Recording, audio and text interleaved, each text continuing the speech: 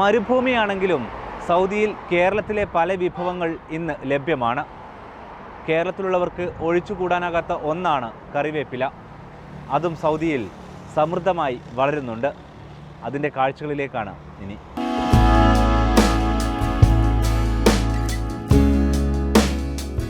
Saudi അറേബ്യയിലെ Al Qassim പ്രവിശ്യ മരുഭൂമിക്ക് നടുവിലാണെങ്കിലും കൃഷിക്ക് പേരുകേട്ട നാടാണ്.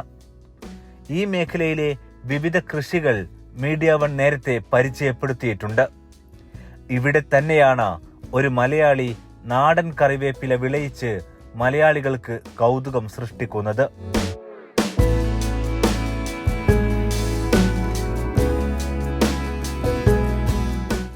അൽഖസീമിലെ അൽറാസിലാണ് ഈ കറിവേപ്പില തോട്ടം.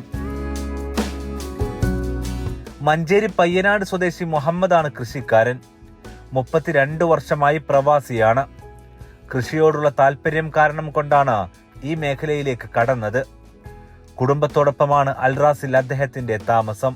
ഭാര്യ പിതാവിന്റെ അറിവും പിന്തുണയും ഈ കൃഷിക്ക് കാരണമായി.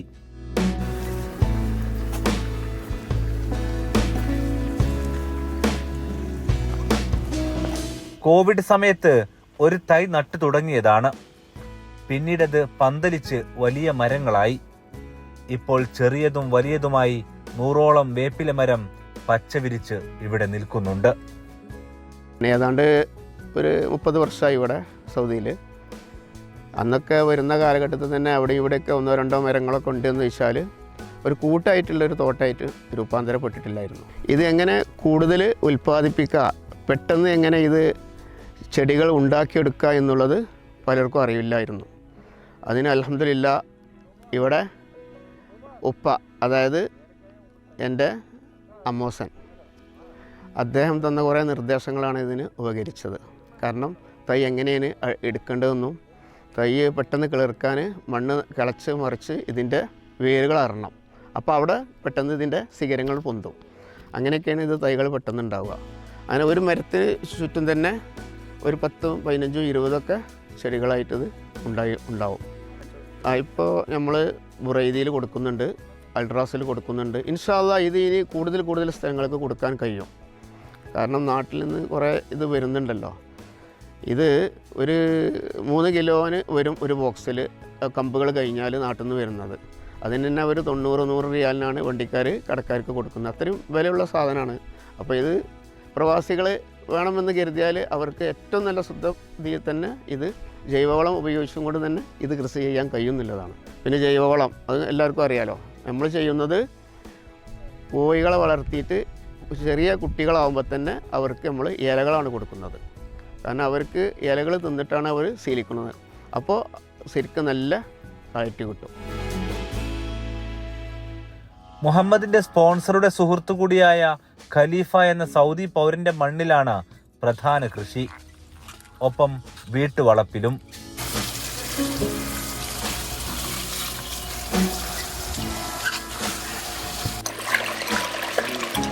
നിറയെ വെള്ളമെത്തിക്കാൻ ഇവിടെ സംവിധാനമുണ്ട്.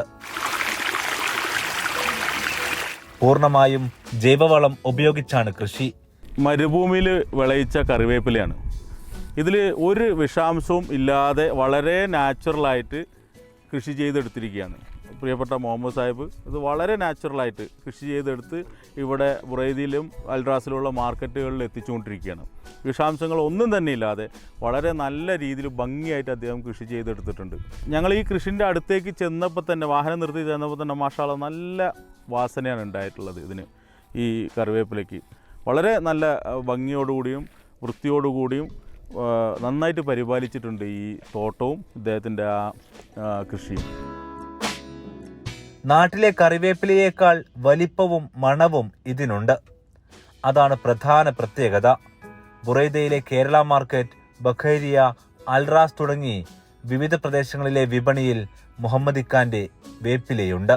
ഈ വർഷം മുതൽ വലിയ തോതിൽ വ്യാപിപ്പിക്കാനാണ് പ്ലാൻ. തണുപ്പ് കൂടിയാൽ ഇലകൾ കൊഴിഞ്ഞു പോകും.